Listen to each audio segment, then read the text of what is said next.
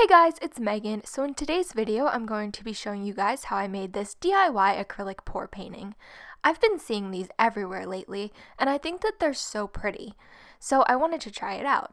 I'll have a full list of the supplies that I used listed in the description. So without further ado, let's just get into the video. First, you're going to want to mix together equal parts of glue. I'm using Elmer's glue, but you could use any type of PVA glue, and some water. So again, that is equal parts of glue and water, and then just mix that all together. And then we're going to take this glue mixture plus some acrylic paint. I'm using 7 colors of acrylic paint for this painting, but you could use as few or as many colors as you'd like. And some WD-40. This is going to be used to make cells in the painting. If you don't have this, ask like your mom or dad because this is a pretty common household item. So first, just pour a little bit of paint into your plastic cup, and then mix together equal parts of the paint and your glue mixture that we just made. So it's half paint and half of the glue mixture. And then mix these two ingredients together. I'm using a plastic cup and popsicle sticks to mix my paint for easy cleanup. Finally, squirt in a little bit of the WD-40 and then mix that all together. Repeat this process for as many colors as you'd like. I used about 7 colors in this painting, but you could do more or less depending on your preference. I'm just using really cheap acrylic paint. This is like the kind that you can get from Walmart for like 50 cents. And I've heard that the cheaper paints actually work better than higher quality paints, so definitely don't waste your good paints on this. Once you have all your paints mixed, it's time for the fun part, which is pouring the paint into a cup.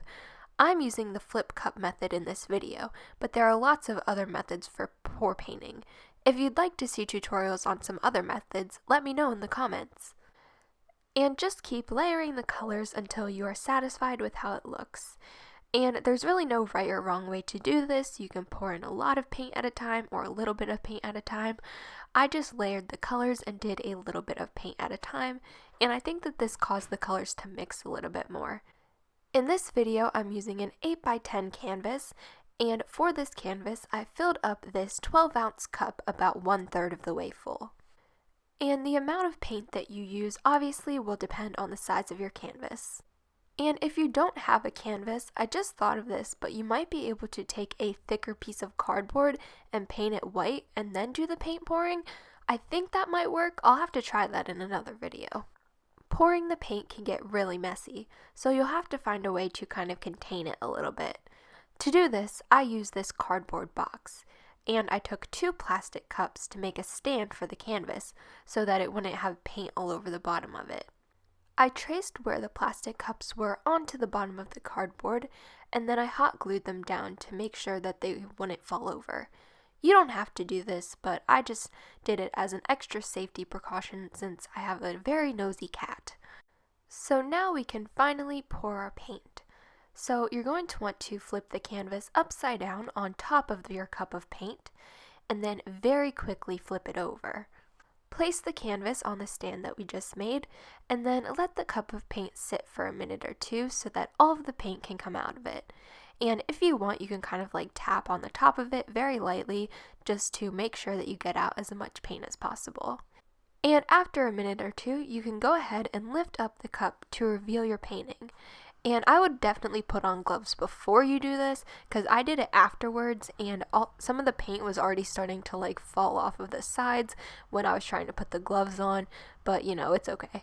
And now just go ahead and tilt your canvas so that the paint will cover the whole entire thing, and there's really no right or wrong way to do this.